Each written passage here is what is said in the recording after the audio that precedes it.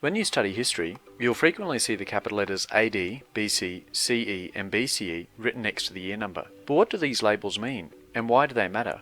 This video will give you the answers to these questions, plus more. So let's begin.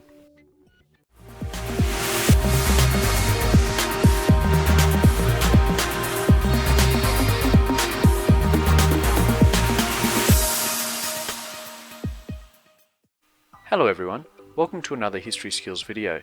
Today we're looking at what the terms AD, BC, CE and BCE mean. First of all, let's gain an understanding about why these labels exist.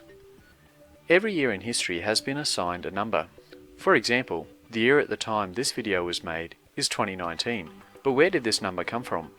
Well, in Europe during the Middle Ages, it was decided that in order to assign numbers to each of the years, they had to start counting from a single point in time.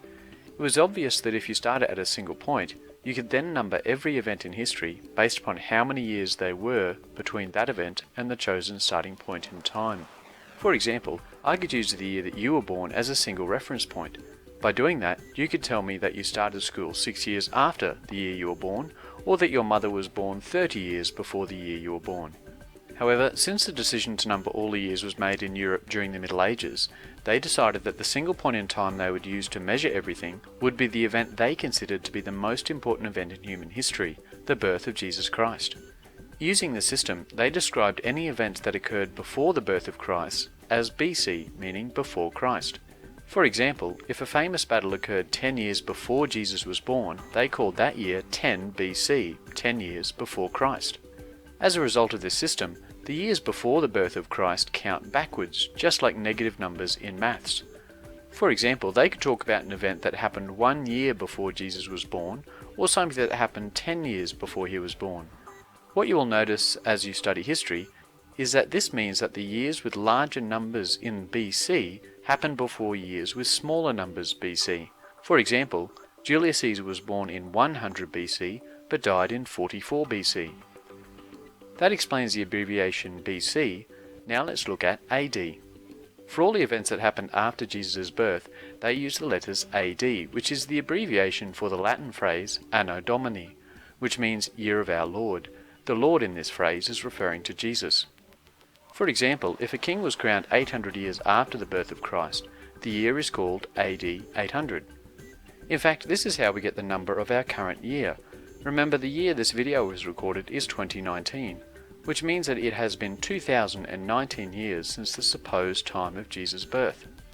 At this point, I must mention that there is a common error that people believe that the letters AD stand for after death, as in after the death of Jesus.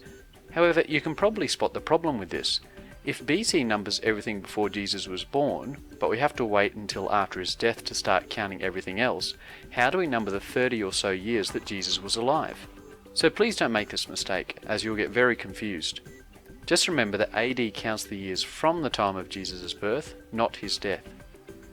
Now you know that all events in history can be assigned one of two labels, BC for everything before the birth of Christ, and AD for everything after the birth of Christ. For example, it is believed the Great Pyramid in Egypt was built around 2,600 years before Christ, so we call that year 2600 BC. In comparison, the Colosseum in Rome was built about 80 years after the year Jesus was born, therefore we call this year AD 80. There are three things to note. First, when writing the years BC, the letters are placed after the number of the year, while for the years AD, the letters are placed before the number of the years. Secondly, you will often see years written without an abbreviation. For instance, we write the year 2019 without either AD or BC. If there isn't a letter next to a year, it's most likely AD, as people tend to save time by leaving it out. The third thing to note is that there's no year 0 in this counting system. The year before the birth of Jesus is labelled as 1 BC and is followed immediately by AD 1, the first year of his birth. So what about the letters CE and BCE? Well, these two abbreviations are relatively new. For the last 1,500 years, most people simply relied upon AD and BC to number years. However, in the 20th century, some people didn't like the religious nature of the original terms and wanted a non-religious version to be used instead. As a result, they chose to replace BC and AD with new terms that didn't mention Jesus Christ. So instead of BC, they use BCE, which means before Common Era, and instead of AD, they use CE, which means Common Era. For both CE and BCE, the letters are both placed after the number of the year. However, even though they have changed the labels, they still measure time based upon the same date that was believed to be the birth of Jesus Christ. Therefore, even though the letters change, the numbers haven't.